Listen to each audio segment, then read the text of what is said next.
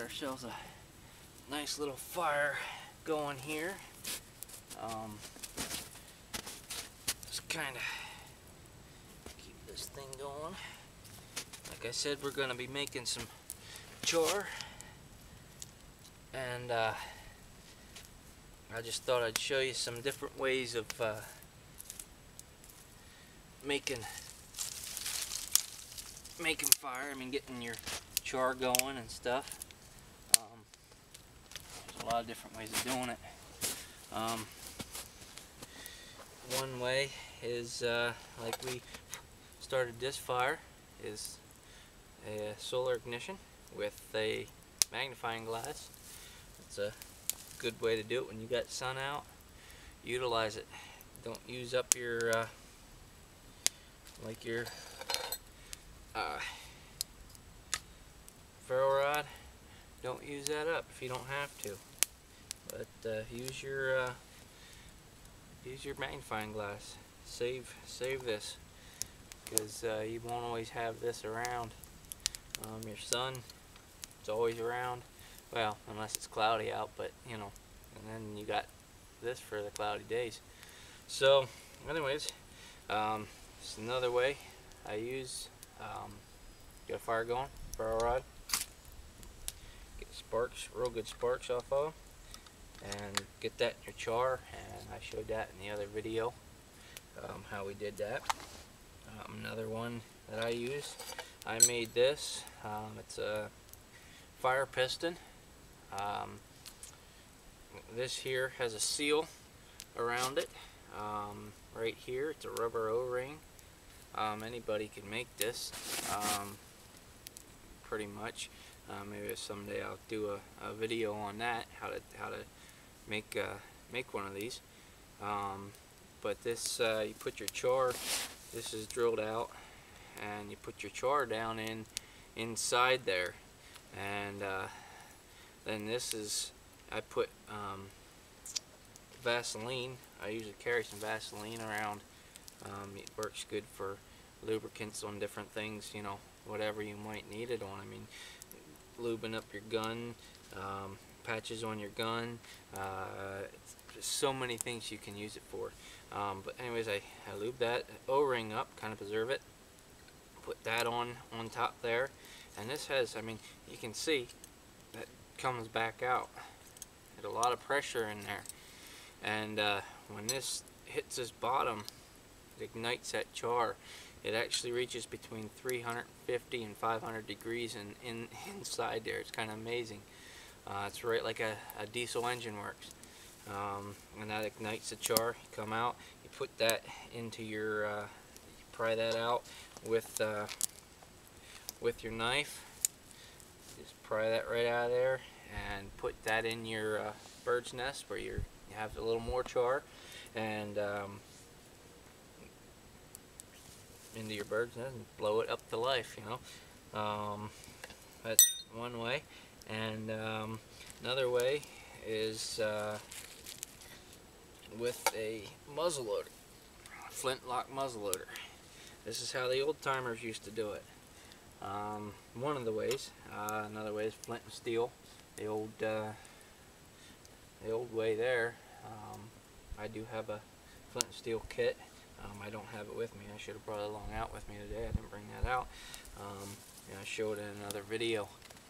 But what they would do sometimes is take their char, and they would take that, get some out of here,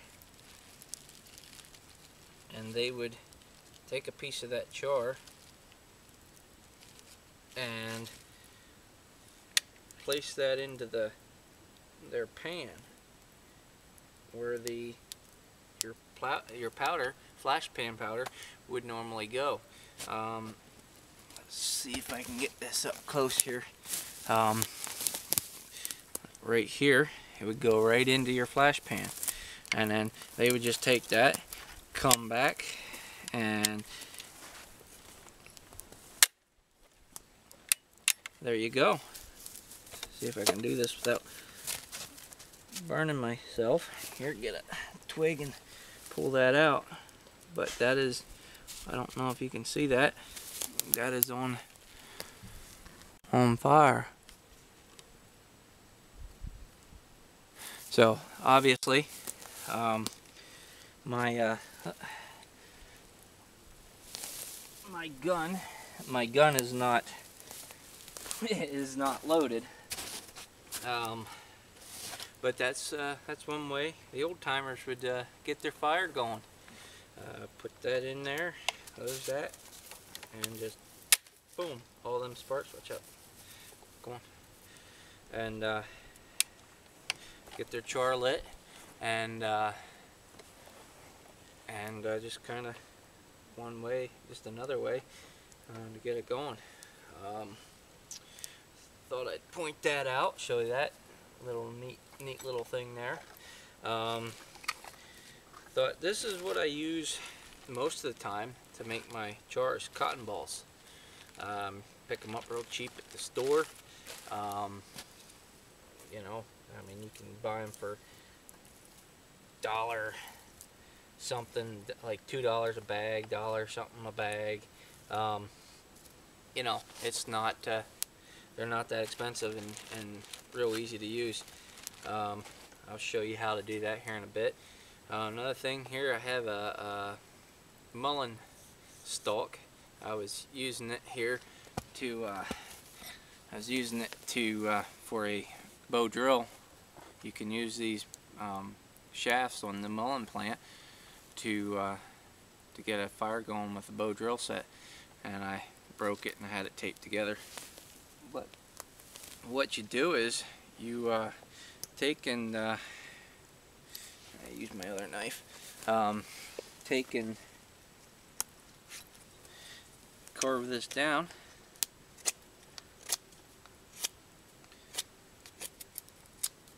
and get the pith out of the inside of this. That right there, it's kind of a funky looking stuff in there, like a spongy type stuff.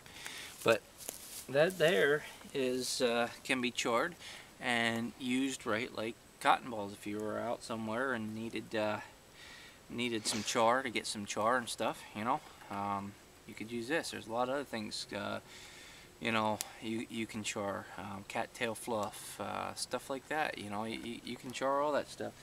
We're gonna lay that over there. We can use that then, and we'll get this fire going a little bit better, and I'll show you how to make this char. So we'll get that going here.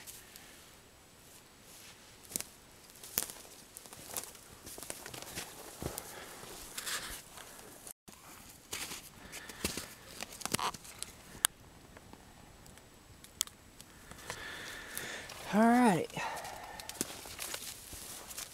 now gonna make some char here. I thought I'd show you what I use.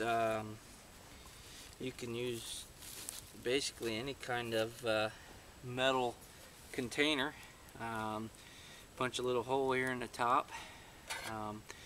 This here happens to be an old tobacco can. Got it from my father-in-law. Thanks, Jack. It's working really good. It's really nice because it's got a screw on top and really holds stuff. I can put char and stuff in here and have a little fire kit right here in this. But all you do is you take a can, Altoid. I know a lot of guys are using the Altoid lozenge cans for doing this, but I got this from him and it's working really well. So all you do is take some cotton balls, and again, you can do this. I got this mullein pith that I'm gonna stick in here also. We're gonna char that, but you can use cattail fluff, a lot of different things. But cotton, 100% cotton works the best, I think. But there's a lot of other things out there that works. I did notice that this here, the pith works, holds a spark a little bit longer than what some other things do. I think it's because it's more compact, you know. But what I do with this cotton balls is I stretch them out some, try and, you know, give it a little more space. Char's a little easier. We're gonna put we're just gonna put 2 in here now, I think. Maybe we'll put 3. Yeah, we'll just go ahead and put 3 in there. We got the space. So then I just take and put that lid on there and just kind of set her down there and put her in here over my fire. And you'll see here that as that heats up and it begins to char, smoke, the gases from that being charred start coming out the top of the hole there, which allows, what it's doing, it's allowing the gases to escape, and there's no oxygen getting in there, so it's not burning up, it's charring. I don't know if you can see it or not, but there's quite a bit of smoke coming out right there. And you'll see sometimes some flame will start to go from your fire, and when that flame goes out or your smoke stops coming out of the top, you know you're pretty much charred. That stuff is pretty much charred in there. Usually what I'll do is I'll do that and wait till it stops, and then I'll let it sit for a little bit on the fire and let it just to make sure it's charred. And then I'll take the can off and I'll let it, if it's, you know, here it's great because I got the snow to cool it down, but if I don't have snow, I'll set it off to the side, let it cool down, and then I'll open it up and get my char out. So I think we're just gonna wait a second here. We've got to wait a little bit and let that finish charring. Pretty much explained how everything goes there. So when this gets done charring, we'll be right back and show you what the end product is. So.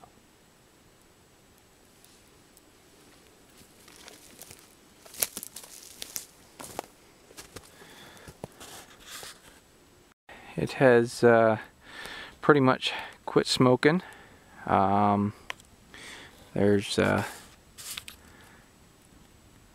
It's about time to pull it off the fire, and we'll see what we come up with. I'm going to be really careful. That is that is hot, but that should realize that. So we're going to just take it out here, set it in the snow. Hear that cooling down. Let it cool down quick.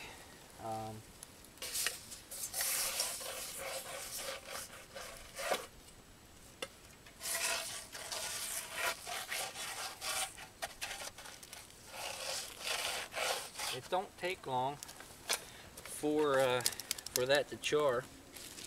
Get a nice hot fire going. It don't take long at all for it to char. It only took, since I shut that video off, it only took a real short little bit. But okay, that is, come up here and show you this. Hopefully you can see. That is what we have. Stuff is all made into char. We got our cotton balls, and up here we have our pith from the mullein plant.